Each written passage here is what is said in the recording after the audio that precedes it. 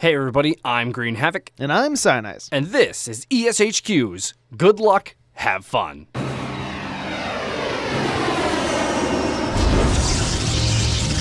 Justice reigns from above. No one can hide from my sight.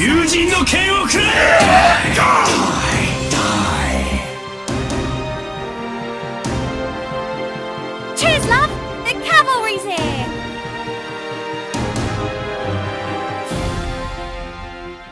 And welcome to ESHQ's Good Luck, Have Fun, Day 3 of Week 1 of Stage 2. That's going to continue just throughout the entire season. I can't wait. It's going to be great. Eventually, it's going to be, Week 4 of Day 3, Stage 5. The championship playoffs of... Yeah. No, I gotcha. I'm going to have to find, an acronym to CM1234, something like that. So, but kicking off the Day 3, so we have Spitfire versus NYXL, Fuel versus Gladiator, Shock versus Dynasty. That is our Day 3. So kicking it off on Day 3, the Spitfires versus the NYXL New York Excelsior. Who do you have? I have Excelsior's winning with 3-1. Ooh, I'm going 3-2 Spitfire in the round 3 matchup because Spitfires have 2 round 3 matchups in the opening week. Right. Oh, for sure. I feel bad. I actually, you know what? I'm going to rephrase that. I don't feel bad for London Spitfire because they are getting rid of 2 super strong teams early in the stage.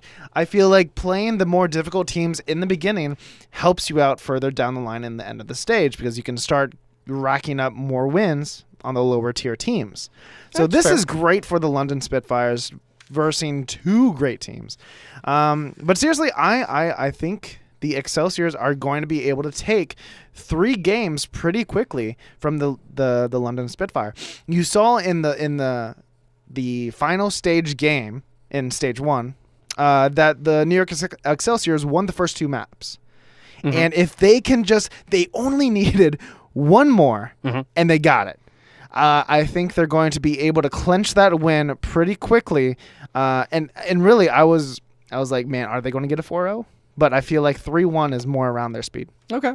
See, I'm going 3-2 to the Spitfire because you can't underestimate the NYXL. They're an amazing team. Sure. But when you go back to that final, they won 2 games cleanly. The halftime came in, the adjustments, the changes, and the NYXL decided to go with a more dive-centric play style to try to switch it up and keep the Spitfire on their toes. Mm-hmm.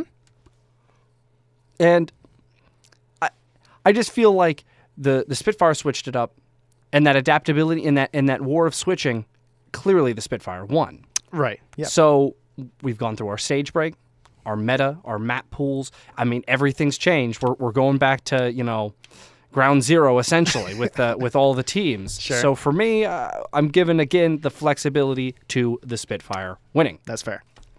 Moving into Game 2 of Day 3, the Dallas Fuel versus the LA Gladiators. Also a end of Stage 1 rematch. Mm-hmm. So who do you have? I have Fuel winning 3-1.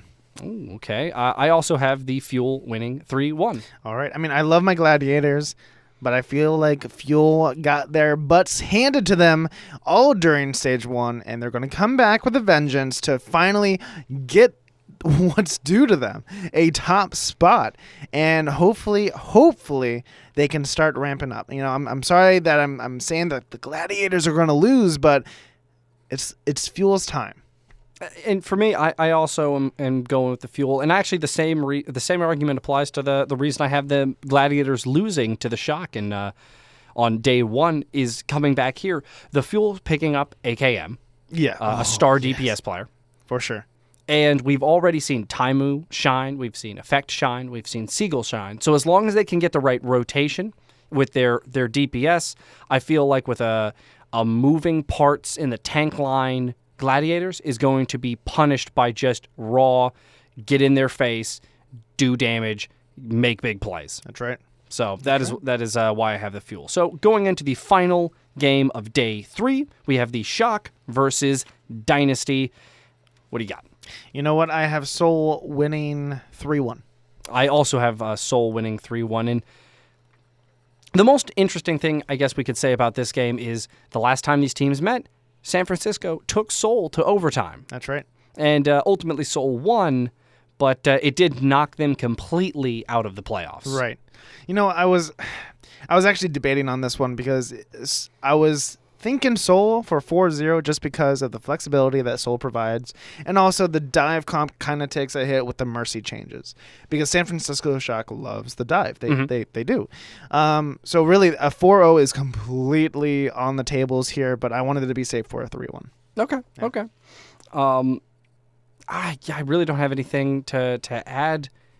I mean, too much. I think it's a pretty straightforward game, and the big thing is, I would say, unless Seoul has some sort of crazy new workaround for their DPS problems they were shown to have in Stage 1, the only chance San Francisco has is if Baby Bay can contain Fleta. And he did a decent job in the first go-around, but I feel like Seoul is a team that comes back angry. So I'm still pretty confidently leading Seoul. It'll be a nice game to watch, nonetheless. So that's ridiculous. As far as all of these games go, though, only time will tell who will rise and who will fall as far as days 3 and 4 of week 1 of Stage 2.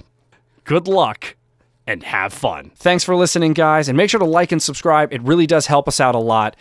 I want to hear what you have to say about the Overwatch League, your predictions, your feelings, and your thoughts. So let's get a conversation going down in the comments, or you could find me at Greenhavak on Twitter.